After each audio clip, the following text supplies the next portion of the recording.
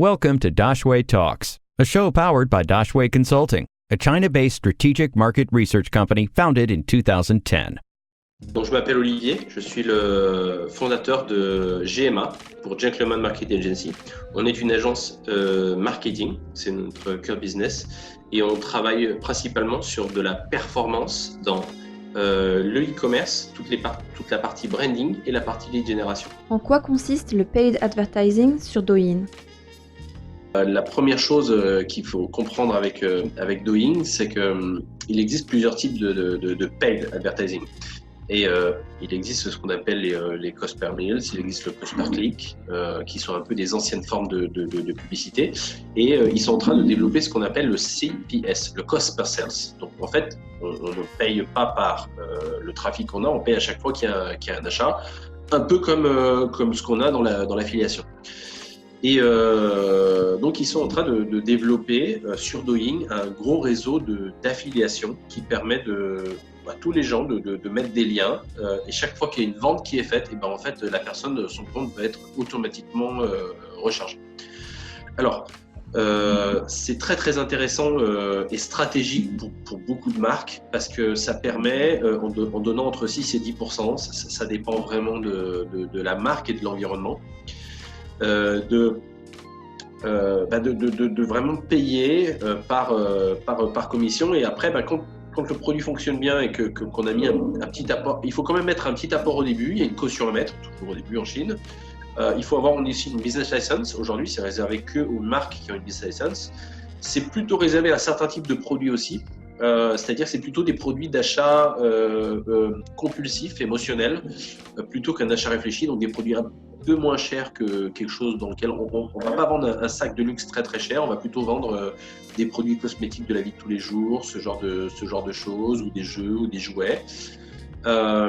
Et Douyin, je pense que c'est une plateforme très intelligente, basée sur les AI, qui est capable de vraiment d'analyser chaque personne. Donc en fait, chaque personne et chaque utilisateur, quand il va utiliser la plateforme, Douyin va être capable de savoir, en fonction de ce qu'il like, mais aussi du temps qu'il passe sur les vidéos, de la rapidité dans laquelle la personne switch, va être capable de vraiment cerner la personne qui est là avec des points d'intérêt. Elle aime ça, elle aime ça, elle aime ça.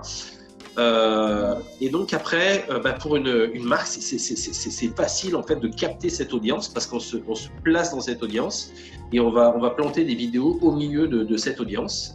Et donc, c'est pour ça qu'ils proposent du cost per sales, parce que ça fonctionne et ça se place très bien au milieu.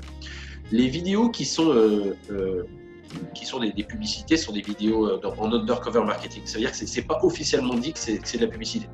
C'est la marque qui fait des vidéos et qui sont plutôt des vidéos UGC, User Generated Content. On ne va pas avoir une publicité traditionnelle, etc.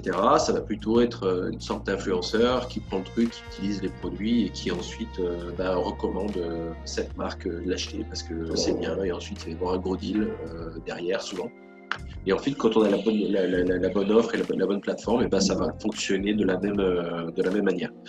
Donc, je pense que Douyin est en train de révolutionner un petit peu la publicité en Chine, il y a encore beaucoup de plateformes qui fonctionnent au CPM, il y a beaucoup de plateformes qui fonctionnent même à la bannière.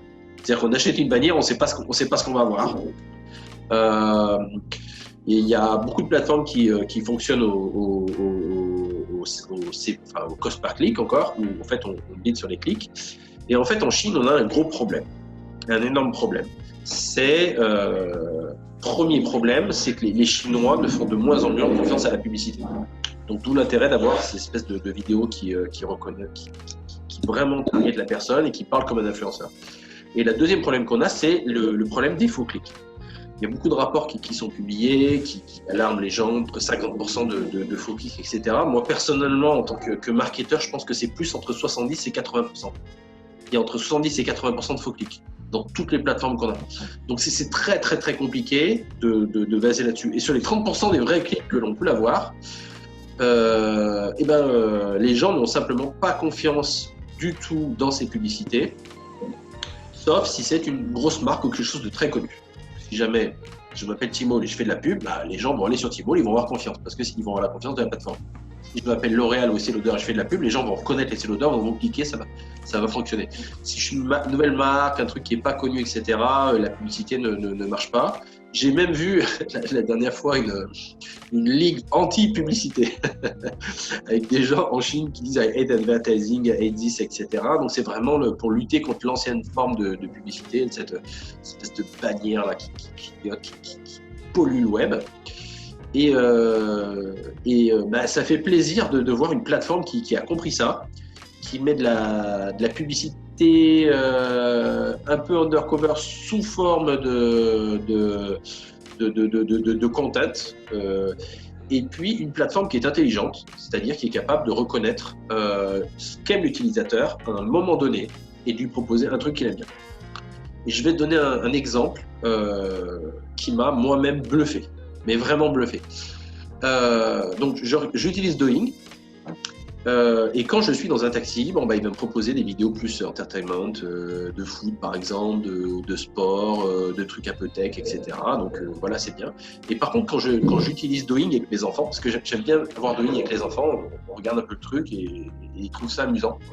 Donc plus je regarde des trucs avec eux, et il a analysé cette audience et donc il va me proposer automatiquement des contenus très pour les enfants, des voitures, des trucs un peu magiques, des dessins animés. Et au milieu, il est capable de me proposer d'acheter des jouets.